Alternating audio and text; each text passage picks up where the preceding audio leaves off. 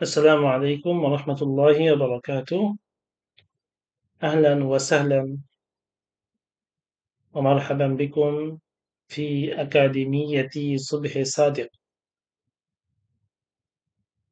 আজকে আমরা আলোচনা করব কায়দার গুরুত্বপূর্ণ একটি বিষয় ইখলাব। আমাদের এই আলোচনায় থাকছে ইখলাবের পরিচয়,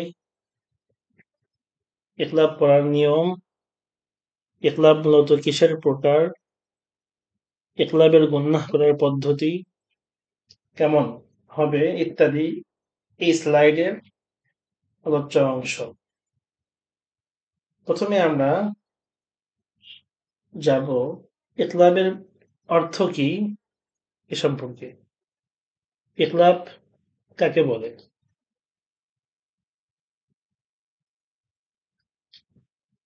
ইখলাব এটি আরবি শব্দ।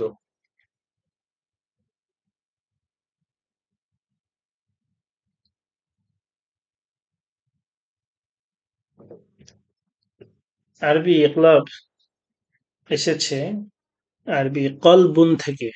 কলবুন শব্দের শাব্দিক অর্থ হলো পরিবর্তন করা।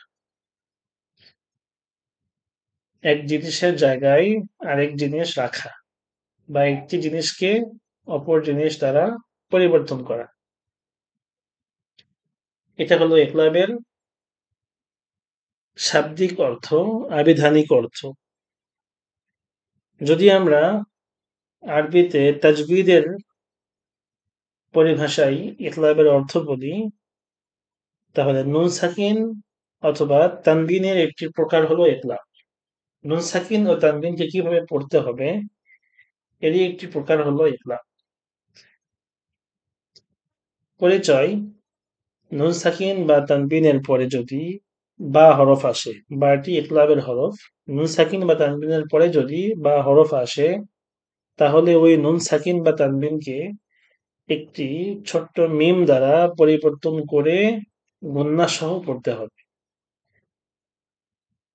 আমরা কিভাবে গুন্না করব এটা আমাদের সামনে আসছে।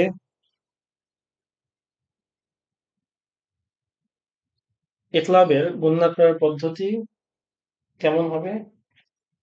ইখলাবের গুণনা করার ক্ষেত্রে মনে রাখতে হবে, যেহেতু মিম ও বা দুটোই ঠোঁট থেকে উচ্চারিত হয় এমন হরফ, আবার এখানে গুণনার বিষয়ও আছে।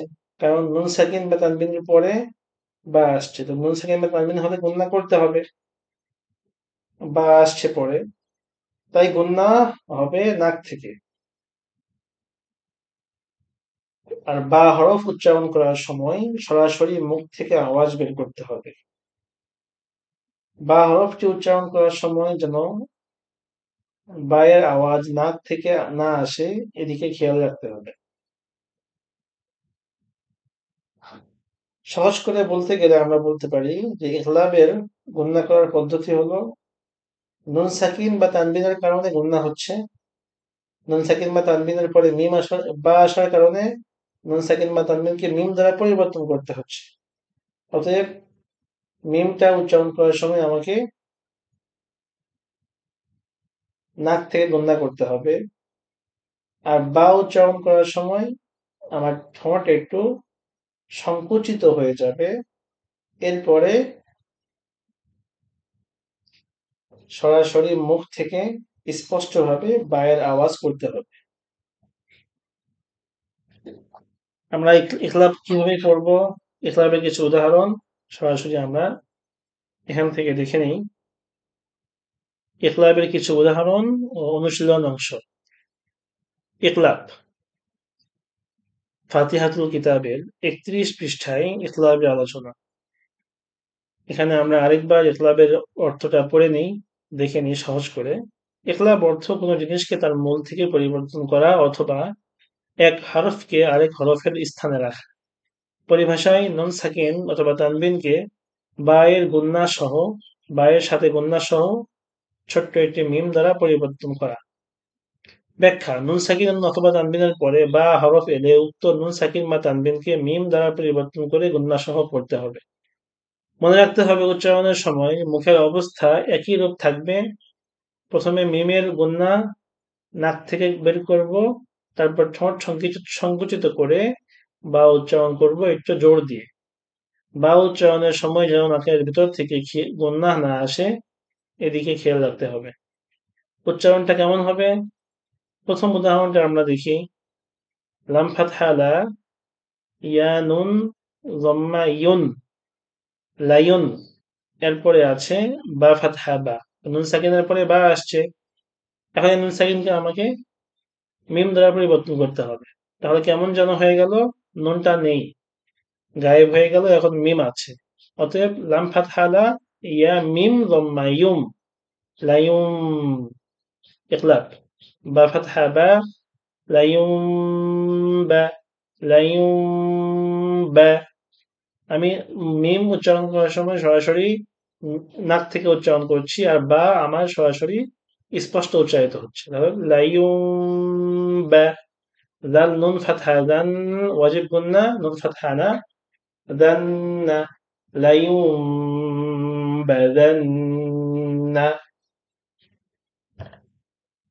এরপর এটি মিম নুন কাসরা মিন, বা, এরপরে বা আসছে, তাহলে মিম মিম, নুনকে আমরা পরিবর্তন করবো মিম দিয়ে, মিম মিম ফাতহা কাসরা মিম, মিম বা আইন ফাতহা বা, দাল কাসরা দি, মিম বাদি, মিম বাদি। আমি বাকিগুলো শুধু উচ্চারণ করে যাচ্ছি, আপনারা বানান করে যদি শুনতে চান তাহলে বানান করতে পারি আমি। তো বানান করে পড়ছি সহজার্থে। ওয়াসাত ফাতহা ওয়াস, সদারি ফাতহা স। এখানে মধ্যম আসলি হবে, একাধিক পরিবর্তন আনতে হবে। ওয়াস স, হা কাসরা হি, বা কাসরা বি হরকত। الصاحب، বা লাম কাসরা বিল, জিম নুন ফাতহা জান, বা কাসরা বি। নুনের পরে, নুন সেকেন্ডের পরে বা আসছে, মিম দ্বারা পরিবর্তন করতে হবে। তাহলে বা লাম কাসরা বিল, জিম নুন, জিম মিম ফাতহা জাম, ইকলাব, বা কাসরা বি, বিল জাম বি, والصاحب بالجنب। এরপর এটা লাম ইয়া ফাতহা লাই, ইয়া দুই ফাতহা ইয়ান, লাইয়ান। এখন যেহেতু পরে নুন সাকিনের পরে বি বা কাসরা বি আসছে তানবিনের পরে, এখন আমাকে কি করতে হবে? তানবিনকে মিম দ্বারা পরিবর্তন করতে হবে। আমরা উপরে একটা মিম লিখে দিয়েছি। আমরা তো বানান করবে এভাবে। লাম ইয়া ফাতহা লাই, ইয়া মিম ফাতহা ইয়াম, ইকলাব, বা কাসরা বি, হামজা লাম ফাতহা আল, বি আল, সিন কাসরা সিন, নুন ফাতহা না, সিনা, তা কাসরা তি, হা মিম কাসরা হিম, ليا بألسنتهم، ليا بألسنتهم। এরপরে কফ ও ফাতহা কও, লাম দুই ফাতহা লাম। পরবর্তীতে বা আসছে, এই জন্য আমরা মিমকে পড়ব। লাম মিম ফাতহা লাম, قولا, বা ফাতহা বা, লাম ইয়া কাসরা লি, গাইন দুই ফাতহা গান, বালিগান, قولا بليغا। ওয়াকফ করলে মধ্যে এওয়াজ হবে। শব্দের শেষে আমরা জানি গোলতা ব্যতীত যে কোনো হরফে দুই ফাতহা থাকলে এক ফাতহা বাদ দিয়ে সুকুনের কারণে একাধিক পরিমাণ গুন্না টেনে পড়তে হয়, এটাকে মধ্যে এওয়াজ বলে। قولا بليغا، قولا بليغا। এরপরে ফা ফাতহা ফা, হামজা মিম ফাতহা আম, ইকলাব, বা ফাতহা বাত, নুন আলিফ ফাতহা না, فأنبتنا، فأنبتنا،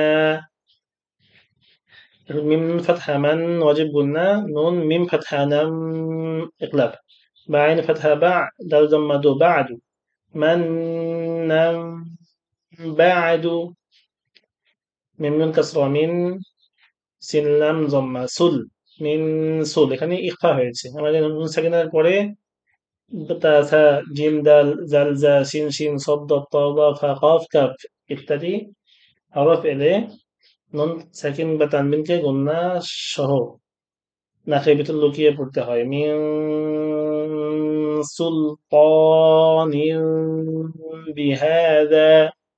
সিন লাম জম্মা সুল ত লম্বা ফাতহা ত সুলতা নুন গিয়ে মিম কে ধরবে তো নুন মিম কাসরা নিম বা কাসরা বি হা লম্বা ফাতহা হা দাল আলিফ ফাতহা দা সুলতানিন বিহাদা।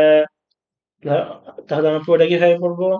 মিন সুলতানিন বিহাদা। এরপরে প্রসিদ্ধ একটি উদাহরণ ইসলামের সদ মিম জম্মা সুম ওয়াজিব গুণ না মিম মিম জম্মা মুম সুম মুম। এরপরে বা কাপ জম্মা বুক মিম দুই জম্মা মুন বুক মুন সুম মুম বুক মুন সুম বুক মুন। এরপরে শুধু উচ্চারণ করছি এগুলো সহজ বানান। বুড়িকা হামজা নুন নুন সাকিনের পরে বা বা আসছে মিমকে ধরতে হবে। বুড়িকা। এরপরে বিল কাফিরিনা ওয়াকফ করলে এখানে হবে মধ্যে আরিজি। আমরা জানি মদের হরফ বা মদের হরকতের পরে যদি অন্য হরফে আমরা ওয়াকফ করি তাহলে ৩ আলিফ থেকে ৬ আলিফ পরিমাণ টেনে পড়ার অবকাশ রয়েছে। মুহিতুম বিল কাফিরিন। এরপরেরটা মান বাখিলা মান বাখিলা লিযানবিকা লাম তাকুন বাইনাকুম লাম তাকুন বাইনাকুম। শেষেরটা হলো ইয়াস্তানবিতুনাহু ইয়াস্তানবিতুনাহু। আমরা যদি এখানে ওয়াকফ করি কি হবে? ইয়াস্তানবিতুনাহ। আমরা জানি শেষে শব্দের শেষে যে কোনো হরফে ওয়াকফ করলে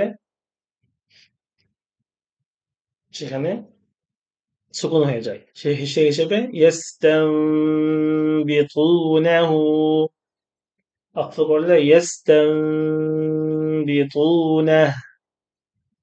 তো আমরা এভাবে ইনশাআল্লাহ ইকলাবের যেই পড়ার নিয়ম আছে এটা আমরা পড়ব। আশা করি ইনশাআল্লাহ এর মাধ্যমে আমাদের কোরআনের শুদ্ধ হবে, কোরআনের শুদ্ধ পাঠ আমরা করতে পারবো ইনশাআল্লাহ। আজকে আমাদের ইকলাবের আলোচনা এই পর্যন্তই। সবাই আমাদের সঙ্গে থাকবেন, একাডেমির সঙ্গে থাকবেন। আসসালামু আলাইকুম ওয়া রাহমাতুল্লাহি ওয়া বারাকাতুহু।